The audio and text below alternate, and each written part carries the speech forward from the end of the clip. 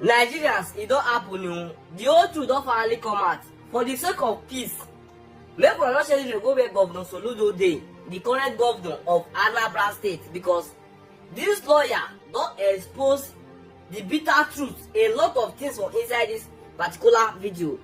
Make we not hear this lawyer, your reaction about the sit-at-home update wey dey trend, about the sit-at-home wey be like say some people they do for Nnamdi Kanu, and the update wey dey trend about the sit-at-home for Anambra State some days now about the saga allegedly. And make una share the video because this lawyer just speak my mind.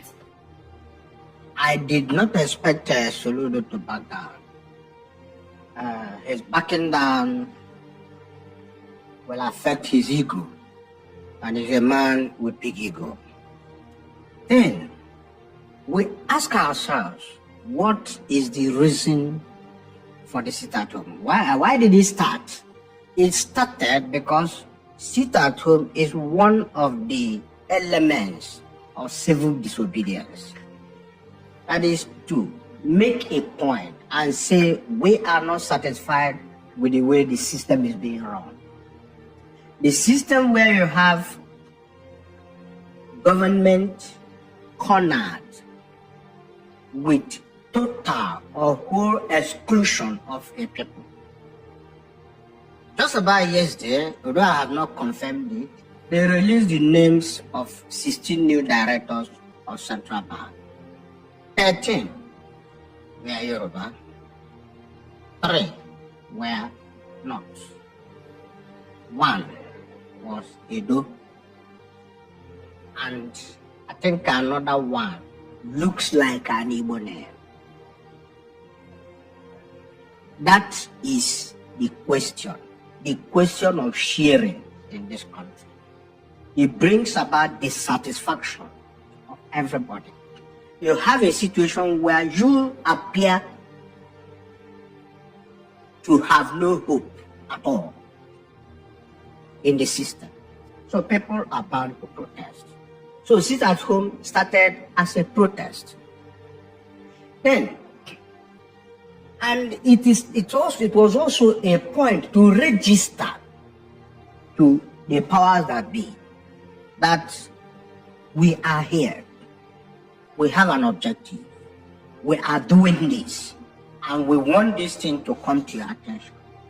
Indeed, it has come. Now, you look at Soludo's analysis of this. They say people claim they were sitting at home. They closed the markets. They go to play football. They go to do so many things. But at the end of the day, they close the market where the government thinks it is suffering. Government is not gaining anything, they are going to play football. That analysis is faulty. You see, they think it is safer to stay out of the market. That is where their life is. Their economic life is there. If they go to the market, they may lose their source of livelihood, not just their life. Then, if you say you are the government, fine. Sit at home where it is forced is coercive, and only the state has the legitimate power of coercion. But then, it is your obligation. That market that is generating your money, it is your job to put that market in the highest standard of structure, to get that market secure, get the people secure, so that people will confidently walk in, do business, lock up and go home. Buyers will confidently come, do business, move their goods. But you are not doing that. It's not a matter of mounting police trucks. No. What about the road? Somebody has to leave his house at Ogidi to come to that market. Is he safe on the road? So people ask themselves the question, if something happens to me, who is even going to come to the rescue of my family? Who is going to help my family? Who is going to train my children? And Soludo did not consider at all that these are private businessmen, self-employed. The day you like, you come out. Then you don't like, you stay off.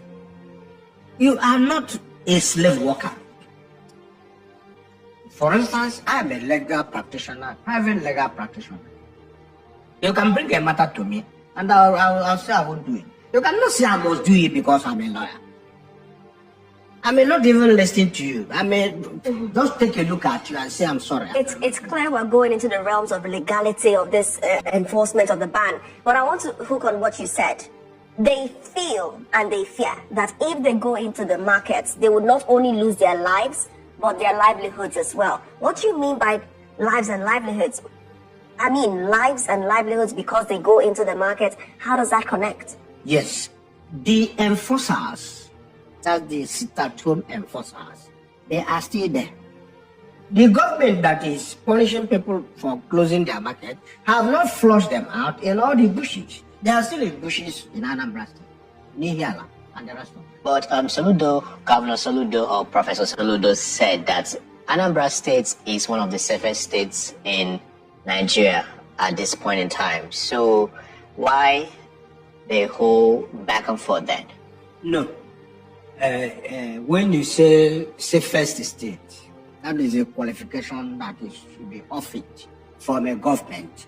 There is no state in Nigeria that you can say is the safest, because once in a while you have flashes. But those are his convictions. One of the safest. One of the safest. Those are his Even convictions. that one of the safest is not proper to say it, because there are flashes. What makes it safe?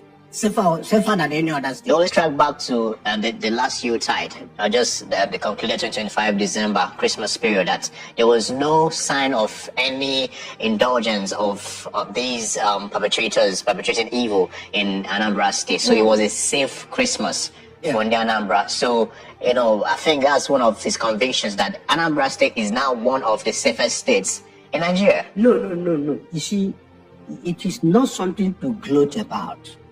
The safety of an environment comes from many factors. It's not just you warding off those you identify as criminals. It is also you making the place conducive. It also involves the community itself, where people are coming into during Christmas. Maybe for certain orientation, the people are now more relaxed and there were no crime. We don't pray for crime. It is the duty of government to secure lives. That is a constitutional duty. All right. And Go ahead. okay. And when you have a situation where there is an existing threat, Soludo, there's a statement he made. It's not about Nnamdi, right? How true is that? If it is not about Nnamdi, very good. What about the safety of the people? Safety of their goods, or their markets, and safety of their lives. Can they safely move from their homes to the markets? And after disobeying the coercive forces by breaking the sit-at-home, is there not a likelihood, or can the government prevent a likelihood of reprisal? What if, after doing that, disobeying the government, maybe mounting tanks and policemen and soldiers, so that day you finish trading and go, and the enforcers now try to punish you? Right. Those are valid concerns. And I want to take it from this next angle, the enforcers.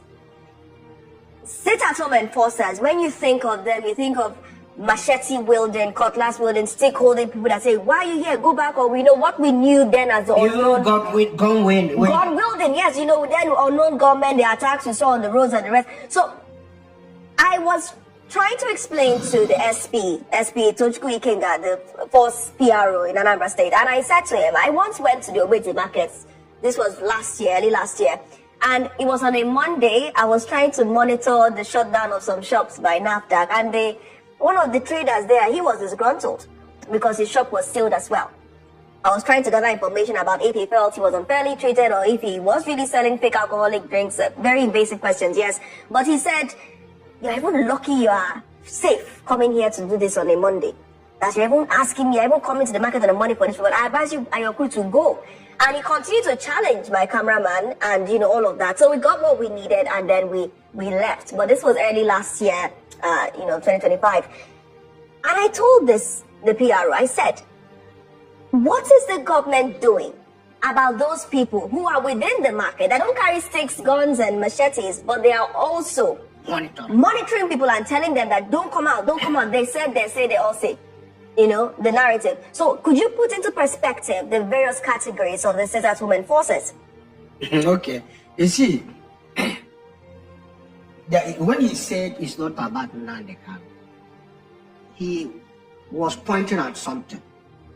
That there are independent enforcers. Let us say that enforcers from Nnamdi are legitimate.